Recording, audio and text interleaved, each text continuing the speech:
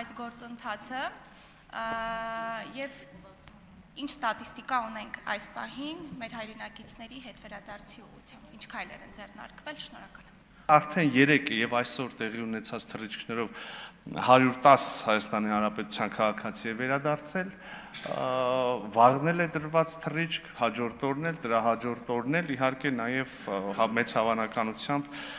կարող են թռիչքները վերագործարկվել նաեւ Դուբայից եւ Աբու Դաբիից, բայց իհարկե այսքանով ամբողջը չի սահմանափակվում, սպეციფიկաներ կան, այսինքն մենք կապի մեջ ենք մշտապես մեր բոլոր գրեթե քաղաքացիների հետ, նայեք,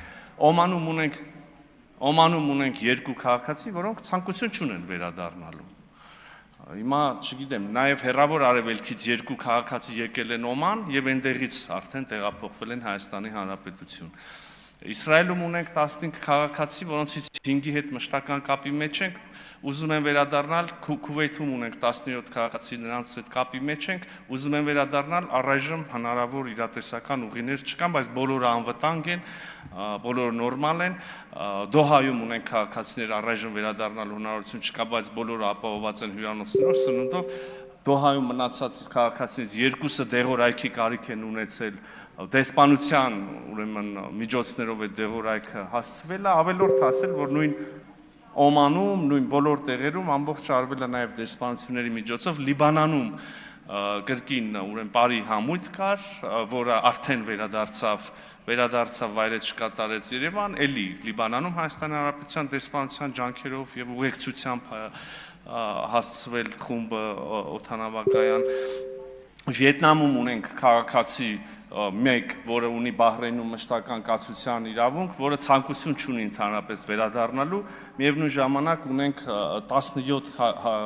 եթե չեմ սխալվում, քաղաքացիներից բաղկացած խումբ, որը Հնդկաստանում ունենք 117 քաղաքացիներ, որոնք այնտեղ են տուրիստական նպատակներով եւ Sevan Startup ուրեմն սամիթի ծրագրի շրջանակներում ուղիներ ենք փնտրում նրանց վերադարձնելու։ Շրի Լանկայում ունենք քաղաքացի, այսինքն բոլոր տեղերում նախ կապ ունենք եւ երկրորդ փորձում ենք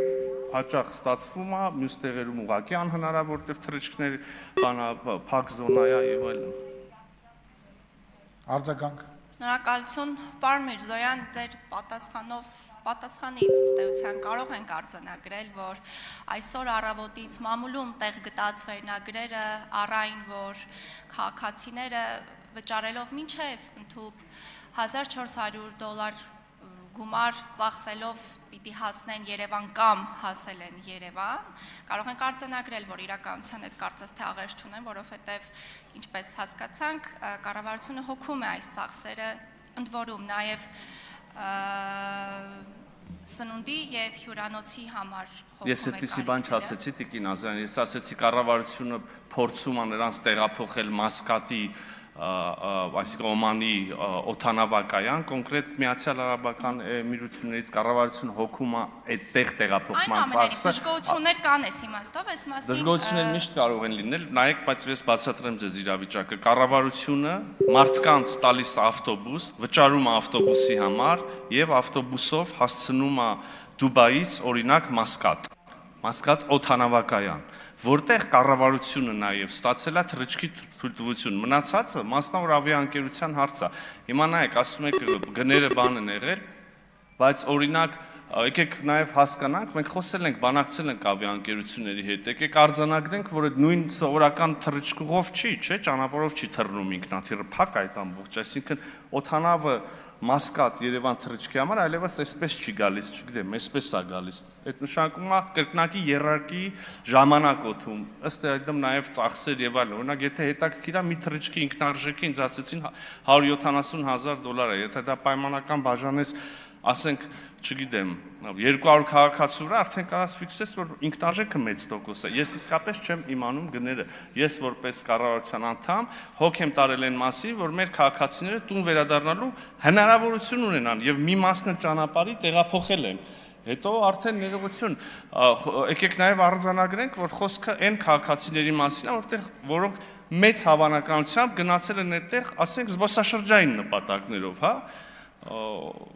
կարելի է իհարկե լինի այլ պատճառներ, բայց ներողություն, եթե մի մարդ, օրինակ կոնկրետ մասնավոր դեպք գիտեմ, մի մարդ, որը մի ամիսը համարյա Շրի Լանկայում ինչքան հնարավոր է լողազգեստով նկար է գցել,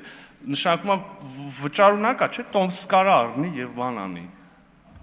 Ինչի մասին է խոսքը։ Մի քիչ արդար չի նաեւ պահանջը կառավարության նկատմամբ նաեւ այդ տոմսը առնել, նաեւ այն կլինեն այլ խմբեր, այլ խավեր, կմտածենք եւ կդիտարկենք բնականաբար նաեւ ֆինանսական այդ բեռը մեր վրա վերցնելու հարցը։ Այսինքն շատ սպეციფიկ է, եթե դուք նկատեցիք, ես քաղաքացի երկիր համարյա գիտեմ, որտեղ ով որ քաղաքացին դեղորայքի խնդիր ունի, թե ուզում է վերադառնա, կացության խնդիր ունի եւ այլն։ Շնորհակալ